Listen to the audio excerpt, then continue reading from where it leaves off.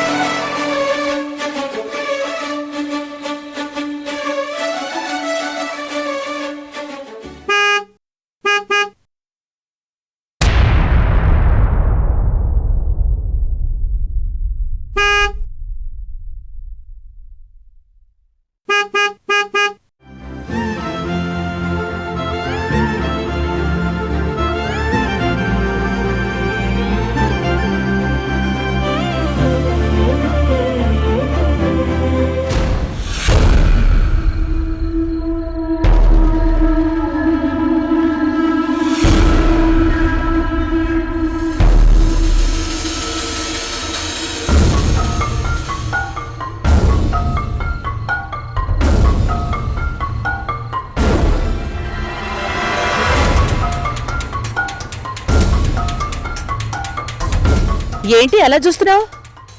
ఇది నీ ఆటోనే. హా, అది నాకు తెలుసు. కానీ నా ఆటో నీ దగ్గరికి ఎలా వచ్చింది?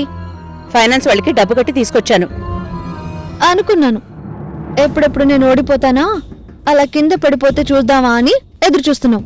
ఇప్పుడు నా చేతి నుంచి జారిపోయిన ఆటోని నీ సొంతం చేసుకున్నావు కదా? ఇది తెచ్చింది నా కోసం కాదు, నీ కోసం. నా కోసమా? నా కోసం నువ్వు తీసుకుని రావడం ఏంటి? అసలు ఇదేంటో నాకు అర్థం కావట్లేదు. అసలు నేనంటే నీకు పడదు.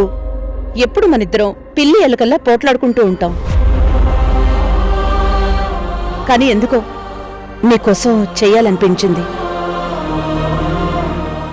ఎందుకు అని అడిగితే చెప్పలేను.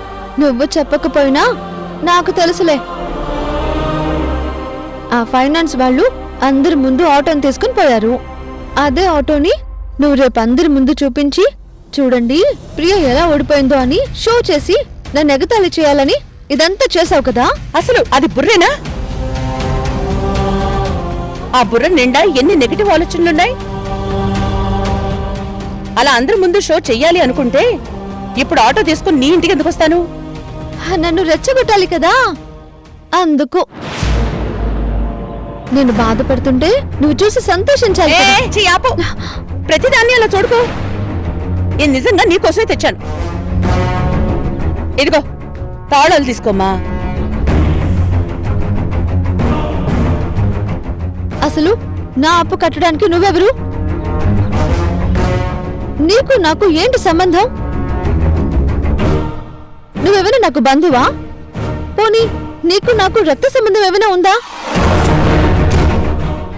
ఏం లేదు కదా, మరెందుకు నా ఆటో విడిపించుకొని తెచ్చావు?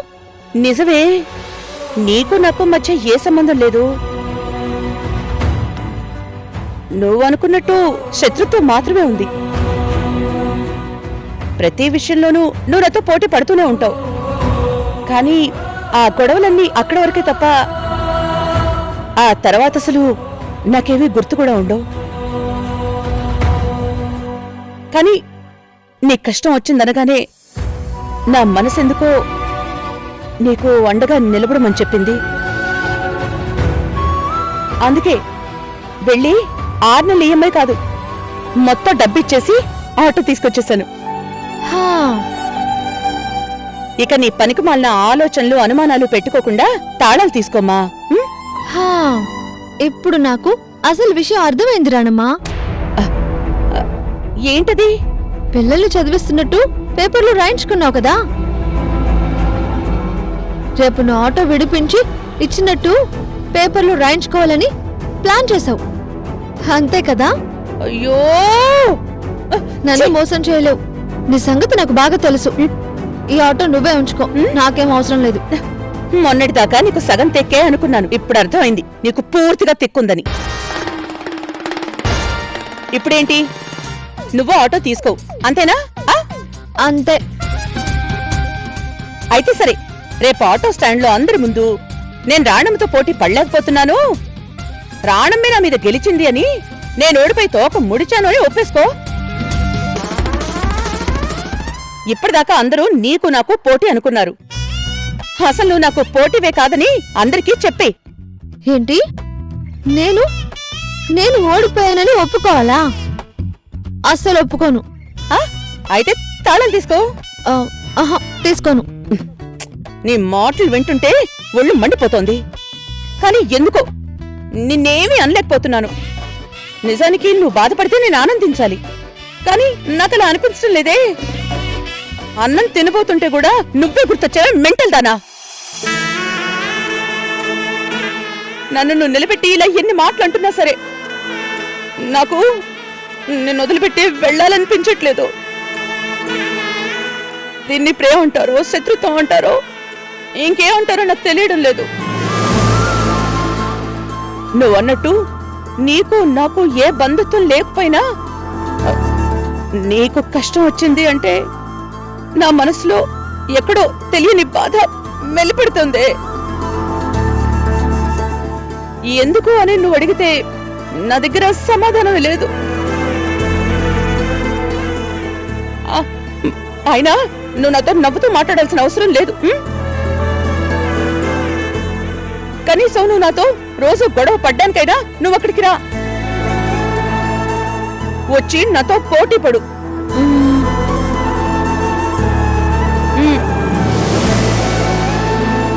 సరే, నీతో పోటీ పడమని అంటున్నావు కాబట్టి తీసుకుంటా.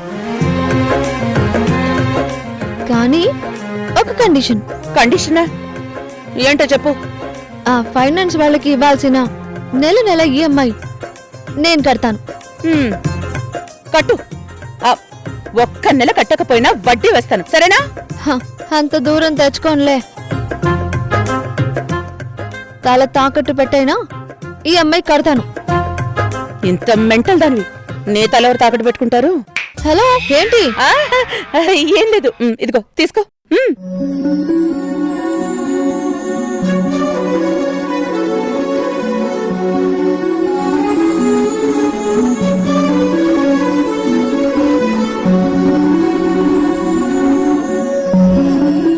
అమ్మయ్యా, ఎంత మొండిదాని వెంట బాబు. తాళాలు ఇచ్చావు కదా, ఇంకా నిలబడ్డావే, బయలుదేరు. థ్యాంక్స్ చెప్తాను అనుకుంటున్నావా? అలాంటివేం చెప్పను. లేట్ అవుతుంది, బయలుదేరు. ఇంటి దాకా వచ్చాను, కనీసం లోపలికి పిలిచి కాఫీ కూడా తాగమని పిలవ్వా? ఇదిగో ఇలా అంటావని తెలిసే నేను తీసుకోను అన్నాను.